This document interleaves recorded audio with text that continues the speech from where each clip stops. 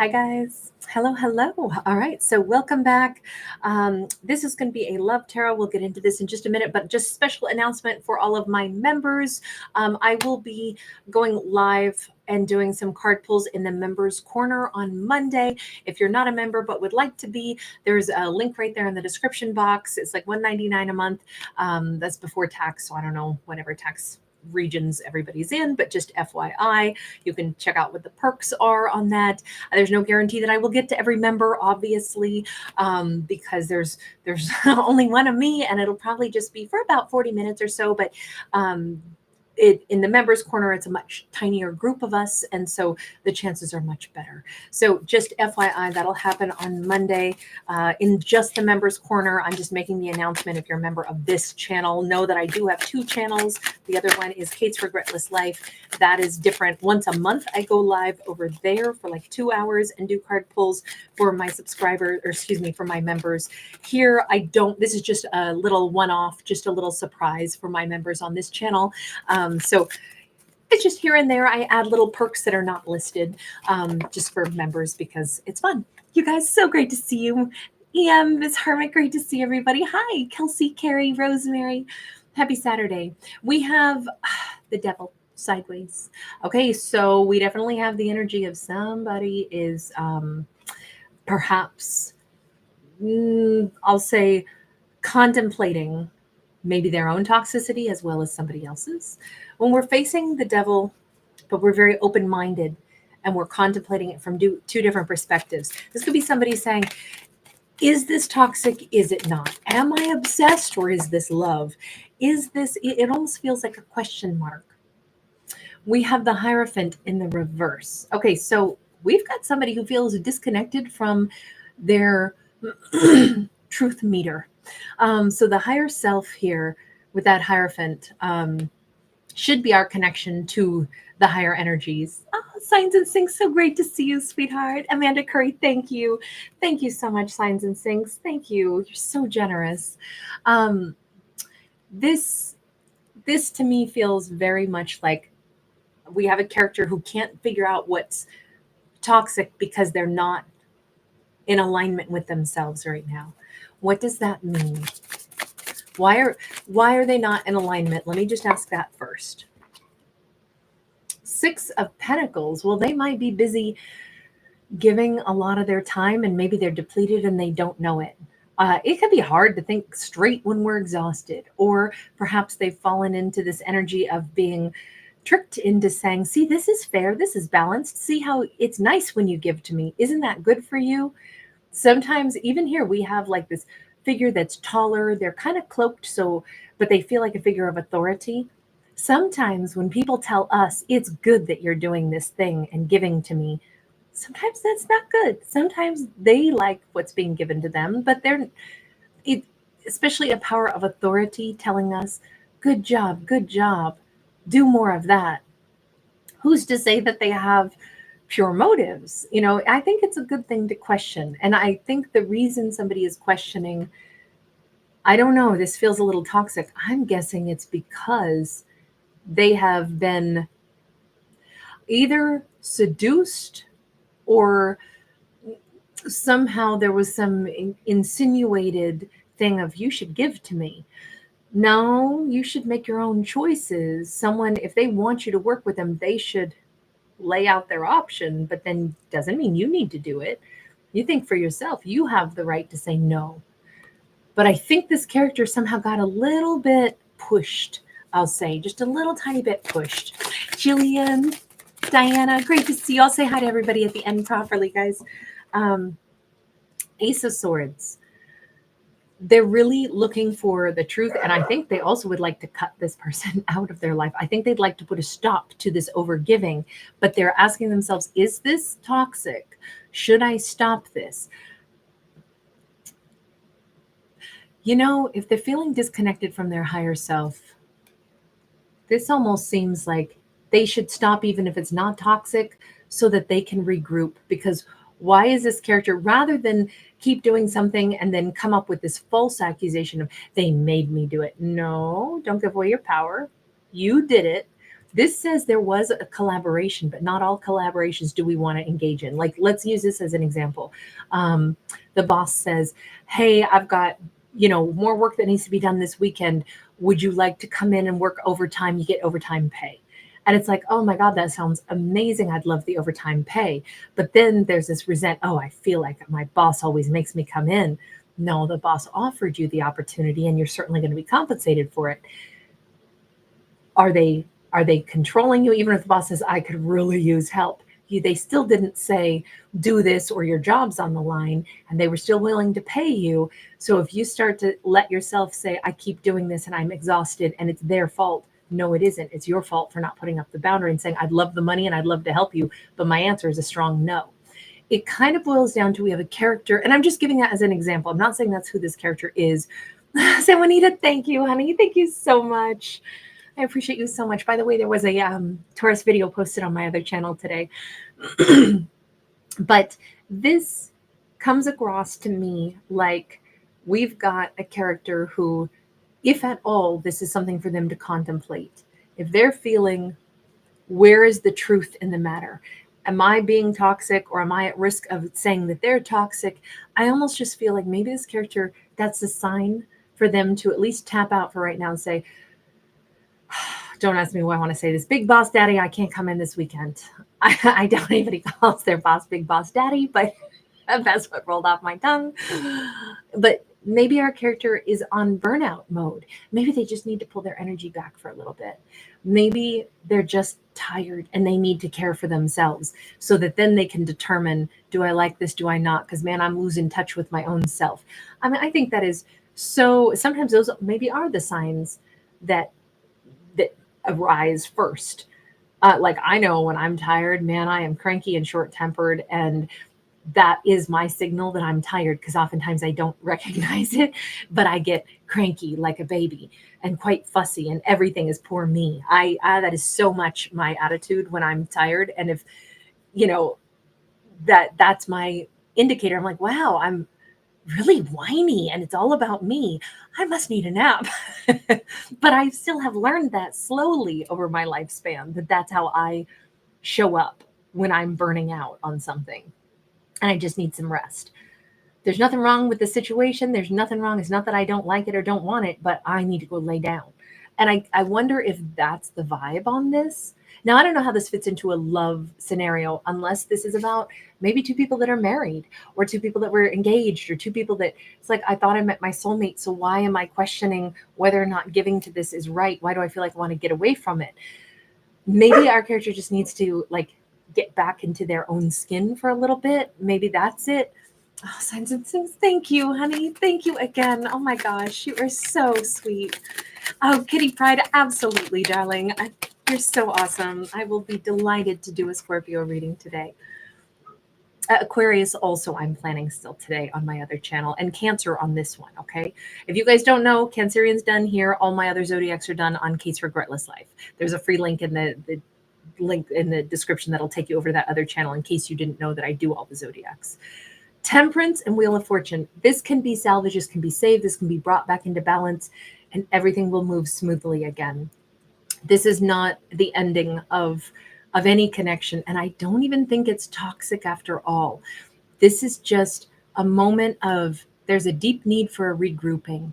There's a maybe there were a little bit of hard harbored emotions.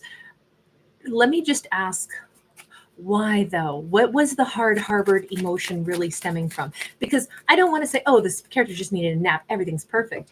No, maybe there's something else here too. Eight of Swords, our character was feeling a little bit trapped. Why? Why did they feel a little bit trapped? Did they need to put up a better boundary? Did they, every character has every right to say, babe, I love you, but you can't make all decisions for me, that every weekend is spoken for, moving out a month and a half in advance. I have to have free time. It stresses me out to have somebody make a calendar of what we're going to be doing, even though I love doing things with you. That's just an example, but we have a Two of Wands in the reverse. I would say that might be a good example to stick with, because it says that I have to have choice. When my choices are taken from me, it stresses me out. Even if you mean well and you're trying to plan all kinds of things and plan our life together, you can't plan my life for me, or I feel like it's not mine anymore. We should be making joint decisions, even if, I mean, this could be somebody who's like, and here's my 3-year plan for what life is going to look like. And it's like, it's awesome that you have drive. It's awesome that you have vision, but you do know you need to consult with me. And we'll leave our plans a little softer than that. I'll veto or agree. I'll put in my own 2 cents. We'll collaborate. And we can also change whatever the plan is anytime we need to, right? It kind of feels like absence of choice in any situation, or certainly for this character. And they're like, I can't breathe, like that's what it feels like. I could totally understand that. Now, this looks like a feminine in this storyline who has been feeling trapped, even if she loves this person, wants to be with this person, finds it. Maybe she feels this way about relationships as a whole. I don't know necessarily. This could be a feminine who's like, I don't know how I feel about marriage. I don't think I ever want to do it because I think it would be so toxic. But then there's this piece of me that says, but how wonderful would it be to share a life with somebody? But then the rules and the authority of, like, once you're married, these are the expectations. And I feel as if this is explaining the thought process behind why people, whether it's a feminine or a masculine, is irrelevant, but why somebody would say, I would like to be married, but I also wouldn't. And I think it's because it boils down to the cage factor. And if this character has experienced any time that their free will has been usurped, and this could be anything, like being raised in intense poverty and not having choices and having so many limitations placed on oneself, then you grow up and you change your circumstances, and maybe you have enough financial freedom, but you still fear having choices taken from you, having limited resources, having limited mobility. Those kinds of things could be what triggers this thought process of, I just wouldn't want any of my life to be curtailed because I fought so hard for financial freedom. I fought so hard to gain freedom. How could I give that up to be in a connection? But on the other hand, I would like to have it. So why do I think it could be toxic? I kind of feel like maybe that higher perspective, that bigger viewpoint might be more what this story is getting at, with that Two of Wands being in the reverse. Because you notice it's like a global view, right? It's like there's this world in this bubble and there's the world that this character holds. And it's like, it almost hints that we have a character who they could see what other people can do, but then their limitations, they hold only a smaller globe in their own hands. And it's like, I want to be able to have access to the big world. Why am I kept in this tiny cage and I can only have certain opportunities? Yeah, I think this is highly relatable.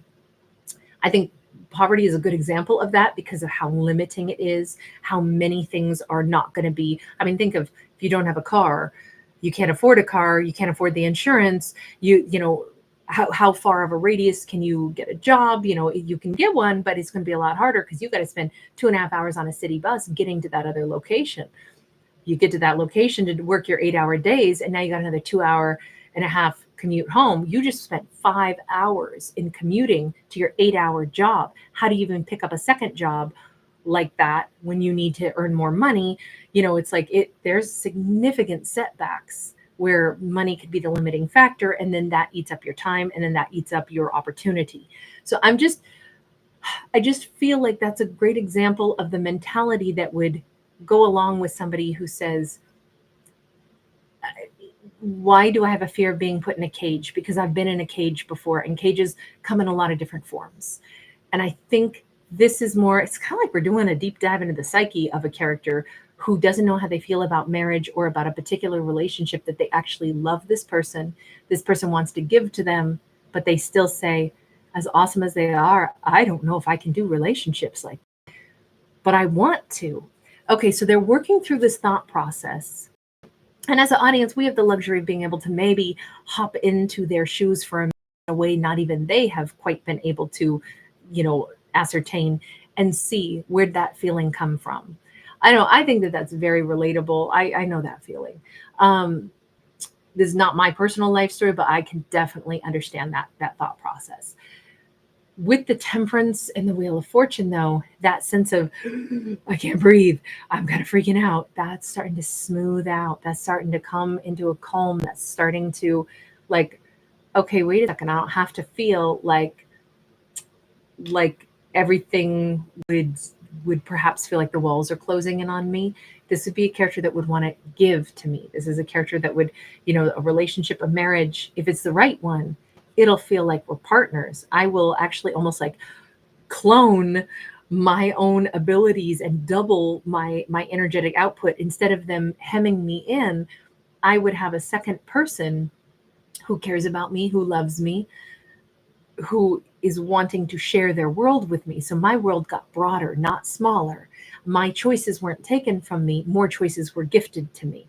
What my person brings to the table is a whole different perspective. I get the privilege of seeing into my lover's mind and my partner's mindset, and their ideas can, kind of like grace my own life and broaden my world vision. There's that can be the way we look at a marriage. But I just think that this character has been like, I don't know if I can do this. This feels really, really scary. And now we see them shifting. Again, the key component of this is it only works if there's genuine balance, if there's genuine understanding, if there's genuine, um, comprehension and mutual respect. Three of Cups. Look at how she's changing her perspective on this. Yeah, you know what? I would like to actually bring somebody into my life. In fact, I can enjoy being around my partner now, or a partner. I can enjoy the concept of, dating and meeting somebody that's fabulous, and think about marrying somebody that's amazing. Three of Wands, Seven of Wands. How does a character overcome struggle? That's what the Seven of Wands, poses as the question to our traveler. How do we overcome struggles? Well, not all at once. Sometimes, we have to change our mindset. Sometimes we have to welcome other ideas into our mind, welcome other people into our mind, and then allow ourselves the grace to move, step by step into the future, and realize that our perspectives will change as we grow, as we give ourselves time to consider things. My feeling is that this is a character who did not want to get married, deep down anyway. Maybe they've never been married, and maybe at this point in their life, they're starting to address it and say, you could say, well, nobody ever wanted to marry me. I didn't get to the altar. But I actually think this is a character who didn't want to get to the altar.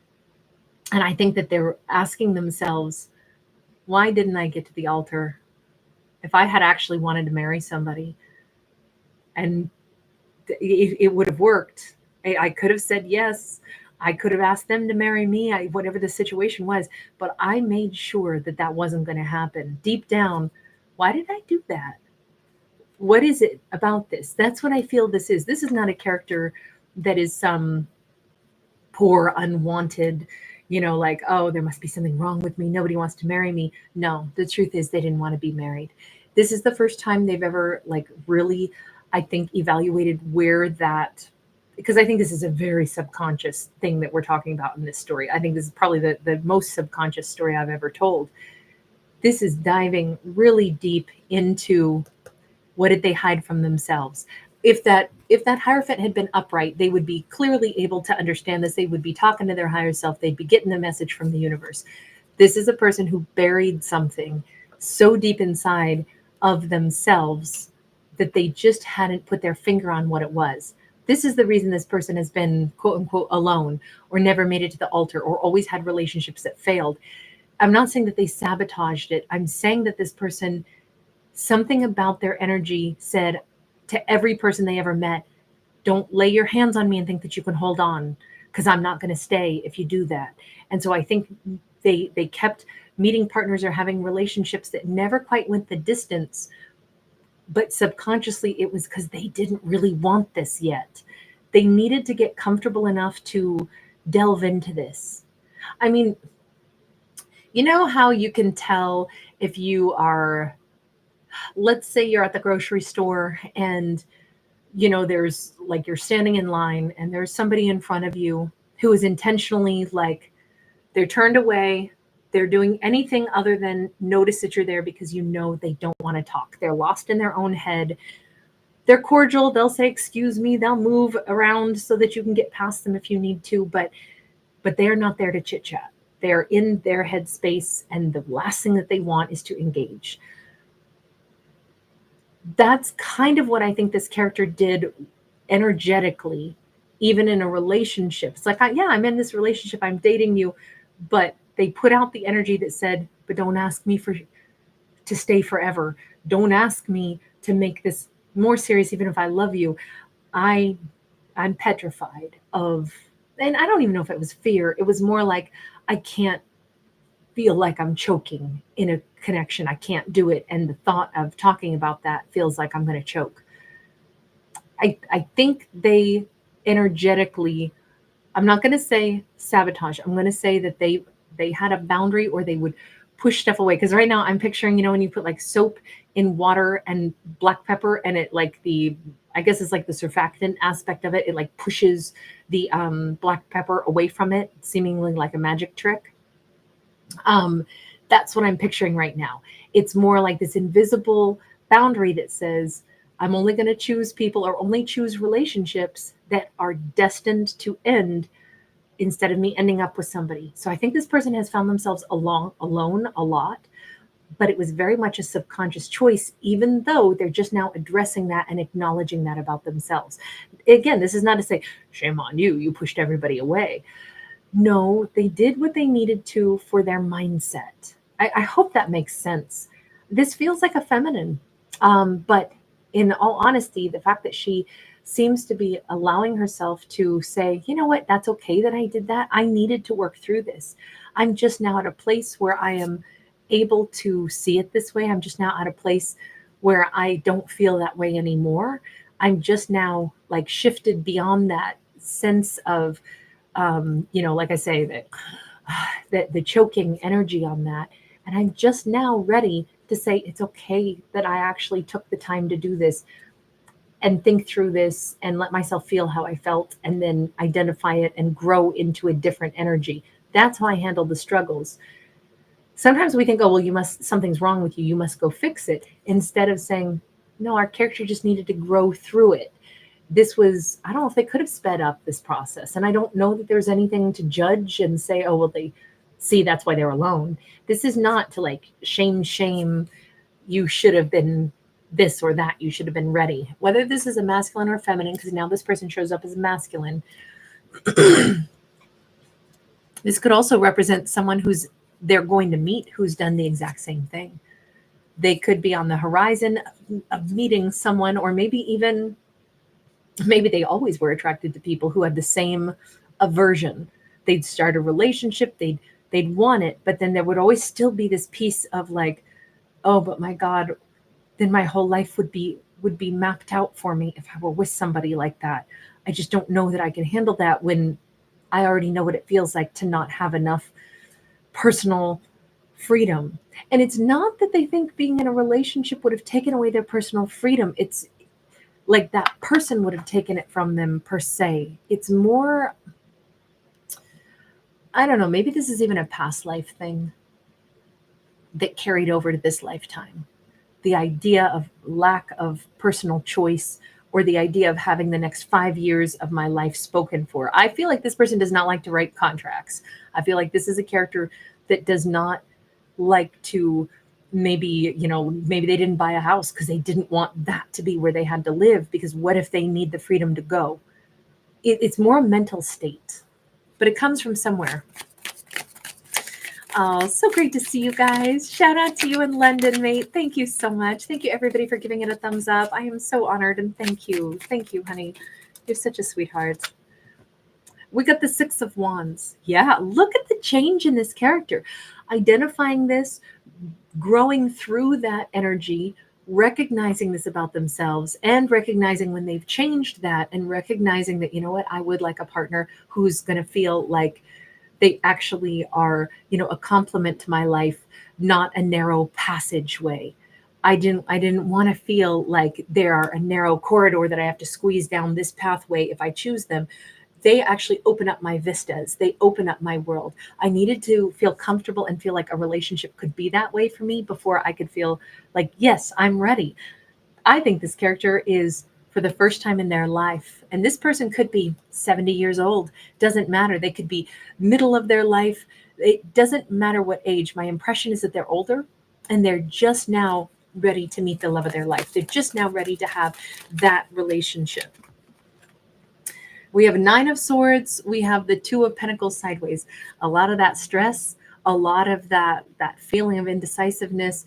They're realizing where a lot of that low grade stress came from. They're realizing it was all about, I would have to give somebody 50% of the say in everything I do. I would no longer have my own autonomy. That was what the freak out was. I can't let somebody else have 50% say in everything I do. It's different. They think of this differently now. Now they say, having a partner, they would bring in 50% more great ideas. They would bring in 50% more opportunities. Oh, what a relief. I feel like the tension is just coming off. Character, don't slip into disappointment or worries or feeling like, God, why didn't I figure this out sooner? Don't slip into, self-admonishment about like, why didn't I know this before? Now I have a regret. I could have been living a happy life with a perfect partner 25 years ago. No, you couldn't have. You couldn't have, because it's not who you were 25 years ago. This says, wherever that card went, I sound so certain. In this storyline, hang on, I got to get to the card because this is the card that says no. You couldn't have been with another person.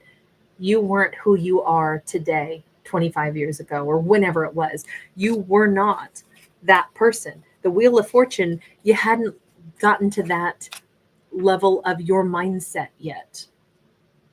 It's just now that you can have your Two of Cups. It's just now that you get your love of a lifetime, and it will be a beautiful love of a lifetime. This character is on track, and it's probably going to come up really, really fast because they were the gatekeeper all this time. They didn't realize it, but they have been the gatekeeper all this time. The only reason this character didn't make it to the altar, spends way more time being single, spends way more time being alone, even if they railed against it and said, I don't know, there must be something wrong with me. They're just now having it click into place. There wasn't something wrong with me. I energetically was pushing it all away. I hadn't stepped up to the next platform of I am now ready. And here's, when I say that, I picture this like Maslow's hierarchy of needs, right? So that bottom layer is like, you got to have your basic needs met, your food, your shelter, your, it's a concept in psychology that I just remember from Psych 101. And I've said this before on my channel like 4 years ago. And again, it comes up about once a year. So probably like when I first started my channel, I said, and you probably have heard it one time every year since then. It doesn't come up often, but that's the image I have right now, where if a character needed to first get those basic needs met, the ability to have like their basic food, shelter. And that's kind of what we were already talking about. If this character had like a limitation because of like a poverty background or something along those lines, they didn't have access to resources, that bottom layer has to first be met. Then, as you move up in the hierarchy, it's like, okay, then once a human has those basic needs met, then they can start to like do self-development, and then they can start to, pursue things like their goals and their wishes and their dreams. And then they can start to, like get to that final upper layer of the self-actualization. And maybe then that's once they filled up that little pyramid of that hierarchy of needs, then they're ready to say, cool, I'd love to go ahead and put my sacred geometry triangle into a new form with somebody else's and, connect with them. And I just kind of feel like this character did exactly what they needed to for their real self-development. So there's nothing to be ashamed of. It's exactly what they needed to do to fulfill themselves in this lifetime. And now they're ready as a whole person to be in a relationship.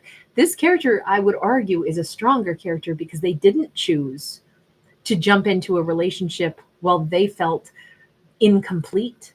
In fact, I think they always made sure that they didn't try to get into a relationship while they were still incomplete in certain ways. They wanted to develop as their own person. Again, we have this ferociously independent character. I have to do it my way. I'm not surrendering anything. I won't be in a cage. I will only do it when I know I am ready. And I think that's the underlying driving force for the character that we've seen. They know themselves, even if they didn't realize that they knew themselves that well. This person's a real catch, and I can understand why now they're ready to meet the love of a lifetime, somebody who will mirror that same energy of I too am a whole person. These could be two people that meet much later on in life, and it's like, I'm 65 and this is the best relationship of my life, and we didn't waste time. It's just that our time is just now here. I was doing everything I should have prior to now. I was building myself. I was reaching my fullest potential. I was learning who I was and living my life before I tried to, morph into a relationship blob and expect somebody else to fulfill the things that I didn't fulfill in me. So I would argue this is a very strong, very intelligent character, but maybe they didn't realize this about themselves. We get to see them, but they're the ones who are just now like recognizing this about themselves. Actually, I really enjoyed this one. Uh, Ethel Rose, that's awesome. That's awesome. Great to see you. Lisa's love, so nice to see you, honey. Oh, my pleasure. My pleasure. I'm glad you enjoy the Taurus reads. Yeah, you and San Juanita are like, we call San Juanita the leader of the bull gang. But you guys are so awesome. Thank you. I'm so glad you guys enjoy it. Sunshine Sister, great to see you. Broken Beaver Bliss, hey, hey. My pleasure, Miss Hermit. Thank you always for popping in. It's so great to catch you. Das Tessa, hey, hey. Hey, Sarah J. Wonderful to see you, love. Jessica Rios in the house. Hey, Maria. Janet 22. Oh, so good to see you. Hi, little Mexican. It's a pleasure to catch you, hun. That's awesome. Annie S. Hi, sweetie. I know. I love the live chats, actually. You guys are always so sweet, and it's really nice to connect with everybody. Hi, Wajuna Wild. Kimberly L. Yeah, San Juanita, it is up and available.